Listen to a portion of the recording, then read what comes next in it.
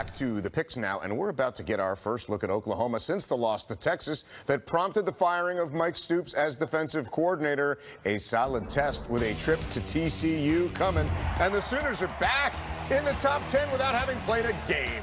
But we've seen what this offense can do with Heisman candidate Kyler Murray running the show. Will the defense be improved? TCU is looking for a better performance from its offense. Somehow held Texas Tech to 17, but lost last Thursday, so they both have had a little extra rest. How do you lose that game? Sportsline. High Turnovers. Thank you. Thank you for those answers. Sportsline says it's the Sooners by a touchdown. Randy, who do you think wins? Well, Oklahoma hasn't lost back-to-back Big 12 games since 1998. And TCU's on kind of a mini roll. They've been under 20 points for 3 straight games. They haven't done that since 2006.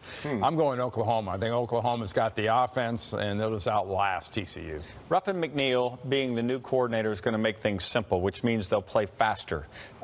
They can't play worse than they played against Texas, so obviously I think there'll be an improvement there. Kyler Murray was sensational last time out. No reason to expect a fall off there. And on TCU side, Sean Robinson, they said it might have been an injury that was causing his sluggish performance. That final play of that game against Texas Tech, he wasn't looking down the field. That's not an injury. That's lack of instincts. I'm going with Oklahoma. He was running sideways. Yeah. that was a rough way to go. It was crazy. But TCU, it's all about the turnovers, right? They're minus 11 this year. They're not generating any of them on defense. Only 6 takeaways they've got. This Oklahoma team is explosive offensively. One of the things I found interesting, they are 127th in total plays run, right? So they've run the least amount of plays, but they lead the country in total offense with almost 9 yards per play, 8.94 yards per play. So they don't run it much, but when they do, it's lights out, explosive. They do a better job of controlling the football. I think they get it pretty easy over the Horned Frogs. Yeah, OU on that offensive side of the ball, they're in that same lane with Alabama and Tua Tagovailoa. But you mentioned Ruffin McNeil. He's going to primarily rely on a 4-man front now. Bobby Diaco is no longer